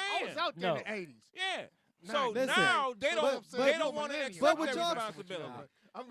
So, No one wants to accept their responsibility. That's what I'm saying. Saxman, stop right there. All right, go ahead. Stop right there. All right. Because you're wrong. Okay. Because any officer that you've seen violate somebody's rights or beat on somebody. But he never said he was Jay, right. wait a minute, hold on, Jay. Go ahead. Jay's the only right one there. listening to me. He said that's the way it was. He said that was acceptable. And if I did it to you, you went home and you took your whooping like a good man. That's right. Okay, that's what he said. I know what he said. But I'm telling him, as a law enforcement officer, if he feels that way, he should be doing 25 years to life right now because he violated the trust of oath of the office. He's no better than the murderer, than the drug addict, or the rapist, or the pedophile. I don't care where you want to go to it at. If he violates the law to enforce the law, he's no better than the person that violated the law. You know what? You using that uniform like a costume to get away with murder. Wait, Sean. I mean, wait, Tone. No, think about it. Wait. Stop. Hold Give on, me a chance. No, Give me a chance stop right there, Segment. No, stop Give right me there. some rebuttal. No, you ain't got a rebuttal. Let me rebuttal. Because the person who I rolled up on, that I seen with the dope, he stashed it, and I rolled up and I snatched him up by the collar and shook him up and scared the shit out of him, told him to throw the dope on the ground and take your ass home. Which would he prefer? Me to do that or take him to jail? But you're not. So you leaving out the part where you beat his ass. That's what y'all was talking about earlier. You know, I shook him up. I scared the shit out of him. If I got slapped in the back of the head, tell him throw the dope on the ground, get your ass you don't home. have that. You don't have Which that would right. he prefer? You pleading the fifth on the grounds that you might incriminate yourself. Go to jail or me shake him up and send him home, give him another opportunity. Of course he want to go. You don't home. have that right. That's what I'm saying. But that's not what y'all was just talking about. You was talking about beating somebody's ass. That's another form of beating him. I shook him up. I grabbed him by the collar. I slapped him around so bad. Y'all just said beat it. Y'all just said take your ass whooping like a man. Take it like a Come man. on now, man. Y'all change the story as y'all go, man. I believe it sometimes. Saxman, what did I just tell you? Saxman, what did I just tell you? I've never been a police officer. So I've been on the other side of the law. Let's go around it. But let's go right here. It happens. I deserve ass whooping. Think about how many people, man, that life that. In the club. If you fight in the club, the bouncers are going to be short. But Jay, the bouncer's not law enforcement officer. You know that though. But Jay, you know that. You're right about that. I feel what you're saying. See, this is the problem right no, here. I do feel what you're saying. This is the right. problem right here. Right, this is the problem right here. You're going by the book. He's the problem. I'm just being a devil's advocate. Okay. Don't be I a don't devil do it, but I'm being devil's advocate. Don't be a devil activist. You played the fifth on the grounds that you might incriminate yourself. What you did was you put every police officer on the spot, and you doing exactly what the activist says that every police officer does. And all I did was just explain what was done Segment. in the past. No, if you seen it done. All I did. Okay, if you seen it done and you didn't report it, you just as bad as the officer that done it. That's what they talk about, the blue wall. This is where the problem comes in the community. The blue wall. Police officers don't call out bad police officers. They go along with it. And then you just sit here and told everybody you a veteran and you watched it happen. You're no better than the one that did it.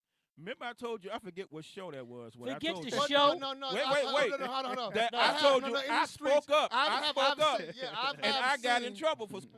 So wait a minute. Hold on. Stop right there. Let me say this. Let me say this to keep this madness right here and the people who listen to us, okay? I had to cut his mic off because there is no excuse for any law enforcement officer to violate somebody's rights. I don't care where you're coming from. I don't care where you're going. I don't care how you're doing it. I don't care what you say.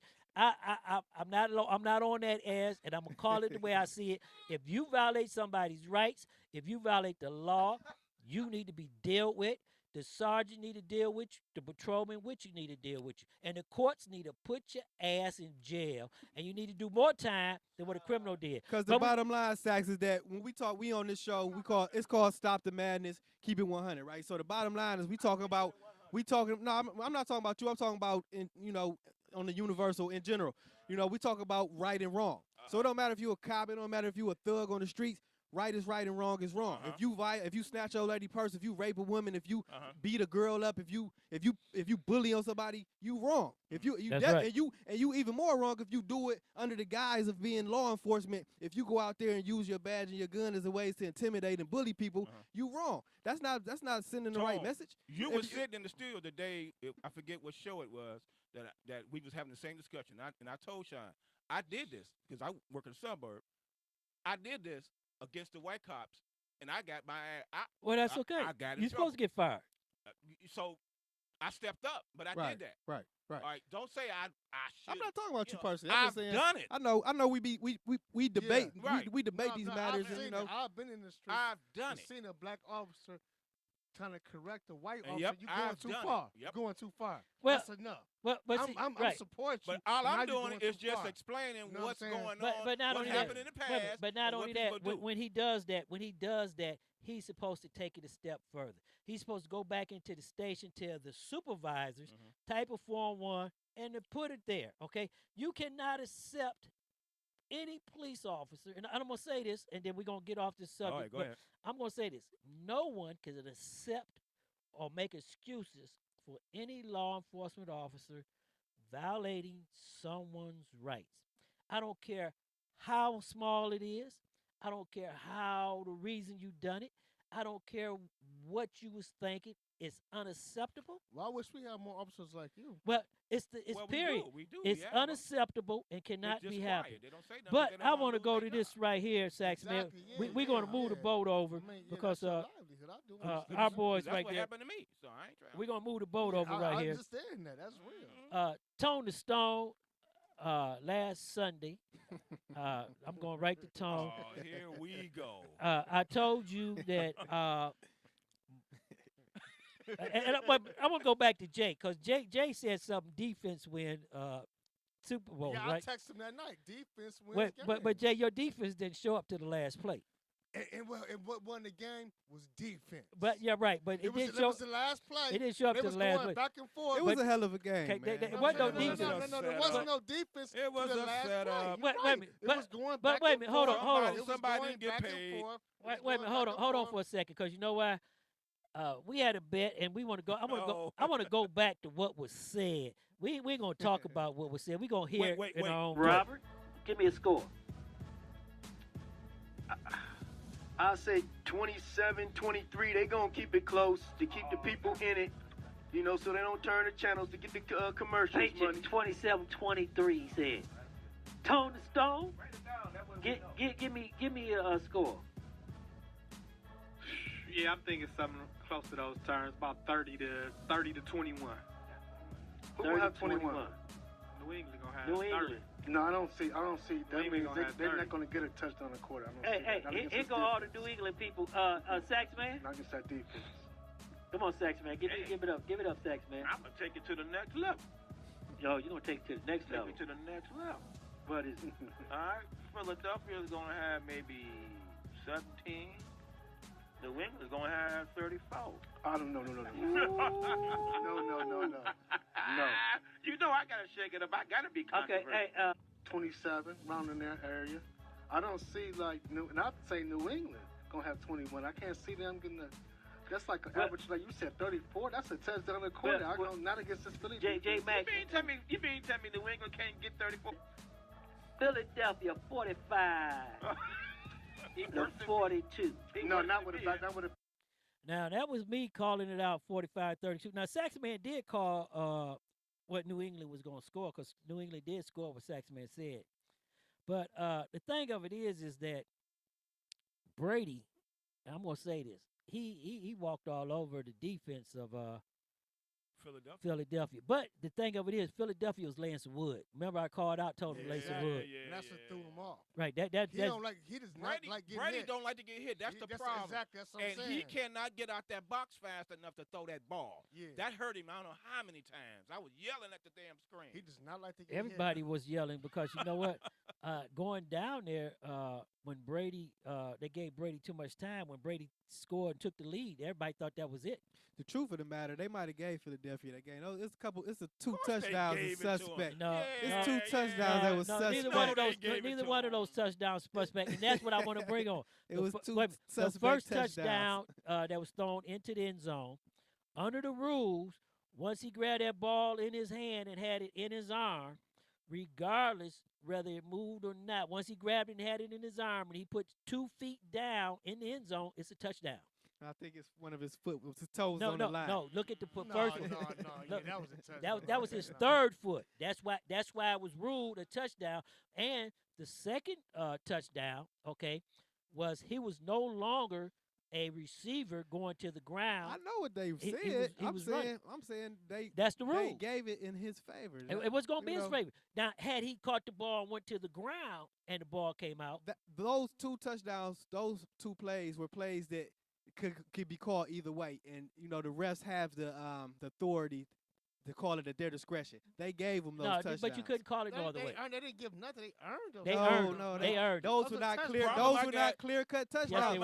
They could have been called. No, it was the ref's discretion to call it. First of all, if it's proof that it's not a touchdown, you have to go against it. There was no proof that it wasn't a touchdown. Not on that, they gave he them ran. 2 touchdowns. He ran. So. He ran. He caught the ball and did a football move. In a football move, he took 5 steps going on the one. Was hating. He wanted. You could tell he wanted the refs to. I mean, if New England would have made those field goals, the ones they missed, they would have won. I don't think New England. Exactly. No, I don't think New England. No, New England wasn't winning that game for 2 reasons. Because it was set up for them to miss them damn fucking field goals. But see, how they missed them close ass field goals? Man. If it's going to be set up, they're going to go with New England. Hey, Jay. Not all the time. Jay, the underdog. You know what? Jay, we know who the underdogs is right now, don't we, Jay? It was a Philadelphia. Man. We know. You know how I know it was set up? Because it's a setup now. They always go with the underdogs. You know they was gonna go with the underdogs. No, they don't always go with the underdog. But you know how I know it was set up? Because like maybe in the 2 or 3 days before the game, all the $1 million bets, all the biggest bets in Vegas was going on Philly. And so the insiders, the people who know something with the money to put $1 million bet up, they knew something. Yeah. They knew that Philadelphia was gonna win that game. You know y'all conspiracy theories. Y'all worse. That's the truth. That's the truth. It came down to the last second. No, it wasn't. It came out to the last second. And first of all, if they wouldn't have gave them 2 touchdowns. Wait a minute. Belichick was yelling about it. Belichick was upset. You know he was upset. First of all, New England had what? 17-point. I mean, Philly had a 17-point lead. Had Philly not kicked field goals and went on and did like they did and put the hammer down, they'd have blew New England out. Well, listen, as far as the missed field goals and stuff go, that happens. I'm saying the 2 touchdowns. Not that close. The 2 touchdowns could have been called either way, and they call them in Philly's. They called them in Philly's favor on this occasion. If you had some defense, if you had some defense. Wait a minute, Jay. I mean, it wasn't clear cut. Jay, you couldn't say. So if it's not clear cut, how can they say it's a touchdown? Right. You go with disrespect. That's what I'm saying, because it was called a touchdown. They were both. But if it wasn't clear cut, how are you gonna call it if it's not clear cut? No. They went with the call on the field. Belichick threw the flag out. Right. To get it reviewed. He wanted review. Exactly. So on the review rules, it's not enough to overturn it. I know what you're saying. Yeah. That's all I'm saying. That's all I'm saying. I'm saying. No, I'm saying it was enough to overturn it. They used their discretion. They used their discretion to call them in their favor. Look at all the plays. Keep it real. Right. Keep it real, Tom. Look at all the plays in the NFL. No, I'm serious. I think it was enough to overturn at least one of them. They could have gave them 50-50. They gave them both of those touchdowns because it was in the books for Philly to win. You conspiracy theorist. It was in the books for them here. to win. No, Philadelphia. Sean just wanted his beer. That's Philadelphia. Hey, I'm drinking Bud on them right now. I'm drinking Bud on them. Everybody look at this in the studio. I'm not gonna pop it till we get off the air. You know what, Sean? You won. You won the bet, so you got what you asked for. Yeah. Bud not even the top-selling beer in America anymore. You got to go with the. If you go win the bet, you got to go with the best. Don't worry about it when it's coming out your pocket. You got to go Heineken, baby. You got to go Heineken. I think it's now it's. Damn, this was just on the radio like last week. Bud is number 3 now. I know it's not number 1. I forget which one was number 1. Anything tastes good when somebody else paying for it. It might have been Heineken. Yeah, Heineken? I don't even drink beer anymore. But when you look at this, have a Corona. If I was drinking beer, Corona ain't bad. Yeah. Philadelphia came from a losing season last year, and they had a backup quarterback. And they had to give it to him because they felt sorry for him. Well, Saxman, no, he threw that ball. Saxman, he earned that. You know, he earned that. This is, hey, Foles played his ass off. I mean, I'm not gonna take that away from him. He did what he was supposed to do. I still think, Tom Brady's one of the best passers, but he's so unathletic. Because he missed the pass. Oh yeah, if he would have caught that pass, that'd have been. If he would have caught that pass, they would have won the game. Yeah, exactly.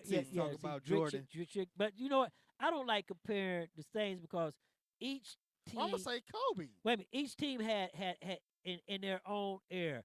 if LeBron came up with Jordan or Larry Bird or Magic Johnson, you'd have had 3 superstars playing, and everybody went. The difference is back in the day, you had more than one ball player on a team. Now you don't have that. Okay, so let's just keep it real. Back in the day, you had a center, and you built the team around the center. You had a guard, Jordan. You had Jordan. Yep. You had a center in the middle. You had Scottie Pippen, and you had the guard out there shooting. Look at the old Cavaliers. You had Mark Price. Okay, so the teams are not built like that no more. Okay, they got Larry Nance Jr. in the no, trade. no. I'm talking about the team. I'm talking about the teams are not built like that no more because you don't have a center. Yeah, it's a different structure. Yeah, it's I know. a different structure now. Yeah. So, I mean, it's the same. So you can't concept, compare but I know what you're LeBron saying. because what would LeBron do if we had a Kareem Abdul-Jabbar sitting there in the paint? Think about that. Or if he had LeBron need to get in the paint himself. Well, I'm not talking about that because that ain't the LeBron's game. His game is that was his game. He put that in Miami. Right, but that's not his game. He don't want to play like that. He ain't That's supposed why to play like that. Yes, he played in the paint in Miami. But LeBron he's not a is center. Not the coach. He's not a center. He's not a center. He do what he wanted to do. Right. That's but he's not a center. Man, I mean, he's a forward, This is though. what I'm talking He's about. supposed to play in the paint, man. Magic Johnson. He would play in the paint if he had to. He was a point guard if he had to. But LeBron has to. But We're not winning the he way had you're playing. Kareem there. Just think about, listen what I said. Just think about if LeBron had a center like Doherty, Kareem. I can name 100. He would be awesome because guess what? He had somebody to keep them there in the center for double team, and there's no telling what he could do. Yeah, you might be right about that. Okay. Like the paint is horrible. They playing. What we gonna do about the Browns? Let's talk about the Browns. but that's another thing why I get aggravated with LeBron because he got Tristan signed. Right, but for then all this money. guess what? This too. Right. Guess what? If these young boys come in, he tore his team up. And they hungry. Kyrie don't want to raid. He didn't play playing with LeBron no more. People don't want to come here and play with LeBron. And I love LeBron, but we have to keep call a spade a spade. Why they don't want to play? That's on them. Why, if you don't want to play with a superstar, see, this is the problem with KD. And I'm going to say this about everybody else. And LeBron did the same thing. Either you build your team and win your championship with your team. You don't leave a team to go play with other players to get a championship. D. Wade did the same thing. He went to Chicago trying to get a championship, didn't get it. He came to Cleveland trying to get another championship. D. Wade got up out there. They weren't going to pay him no more. But I understand it. But he's right back in Miami. He's right back. Hey, how the Thunder looking, man? They got it. I mean, that little trio they got, man. They should be doing some damage. But look what happened to the Thunder. The Thunder wouldn't got Paul. They got Paul George and they got Carmelo. Right. They like that. So they and Westbrook. That's the best point guard in the league. The NBA allowed maybe not the them best, but to that's do, probably my favorite point guard. The NBA. Wait a minute, but the NBA allowed them to do a Pat Riley.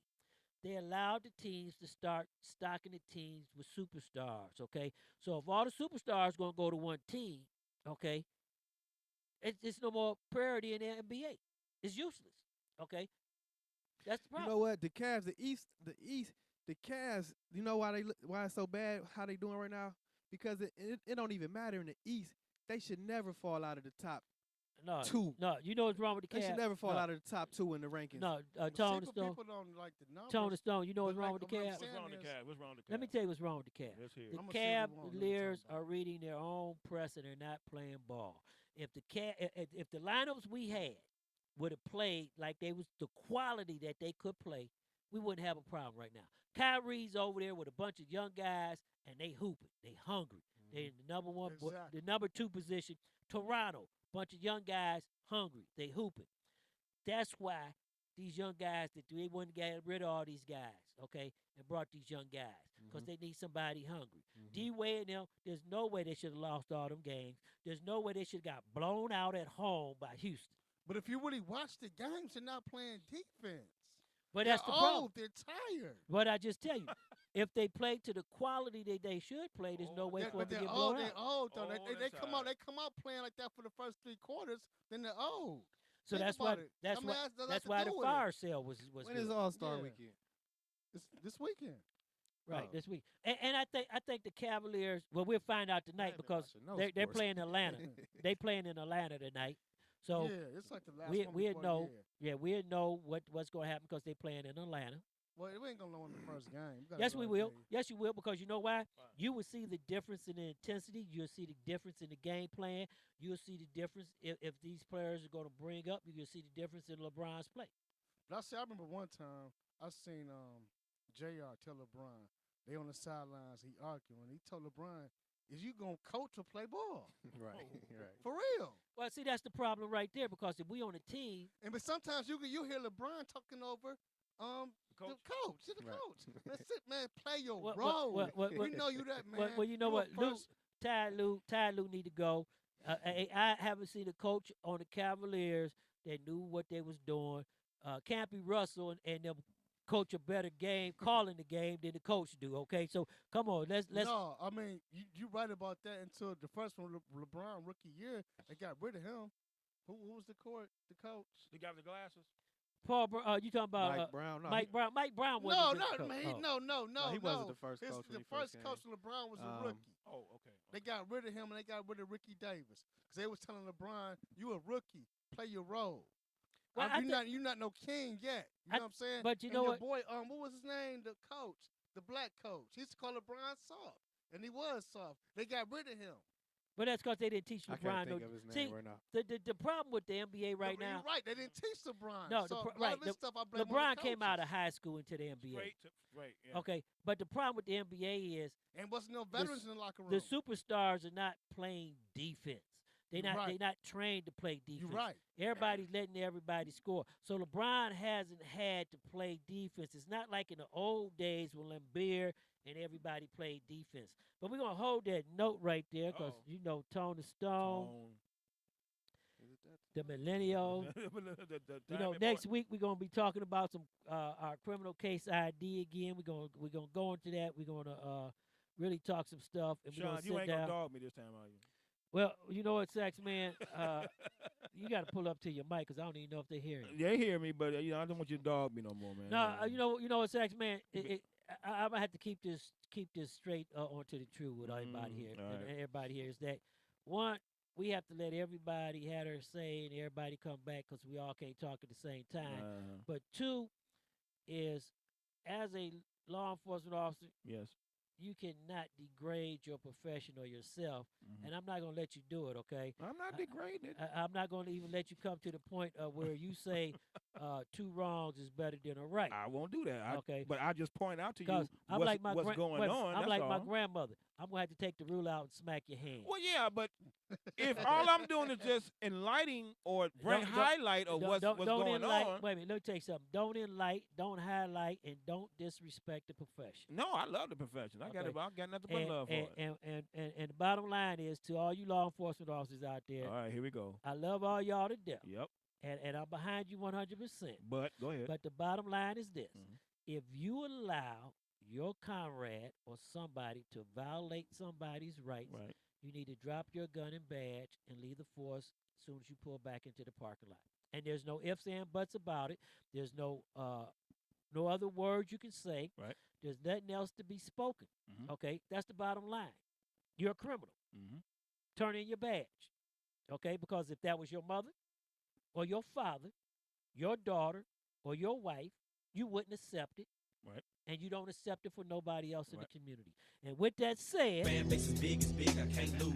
Jigga bow down, I'm the next to rule, but I'ma stay on the cool, remain on the under, cause like Andre 3000, your boy's ice cold. Ain't no limit to the gimmicks and ways to make money. No limit to the just to act funny when you get that cake, cause you spit that way. They may love you tomorrow when they hate you today, but yo, that's the way the story goes, so I was told. Following the ramble down the yellow brick road, but please believe at the end ain't no pie to go. Just some platinum beats from the Cleveland streets. That's what we do here. Stop the madness. Keep it 100. We have some controversy, heated conversations. We go in and we keep it real and we tell it like it is. Tone the Stone. What you got to say? Tone? Good show, fellas. Good show. Thanks everybody for listening out there. Please be back to join us next week. We're gonna do it again. And we're gonna keep on keeping it real until we stop the madness. I'm starting with these three right here in the studio. Oh, Stop Lord. this madness. Stop the madness. Hey, J Mac from the shop, our brother that gets all the good gossip, is sitting here with us. Jay, you know I really appreciate you being here in the studio with us, and you're getting a little vocal, and we're getting it on. But what you got to say before we make that run? I was going to say thank you, everybody, for joining in with us, spending a little couple 2 hours with us. I appreciate that. Kick us with us next week. We would like to hear from y'all. And for the crazy one at Who's With Us, the one that don't know his place in law enforcement, that got to get jumped on every now and then. I got my whipping stick out on. Saxman walking the beat. You know, you just started a bunch of controversy in the chat room, Saxman.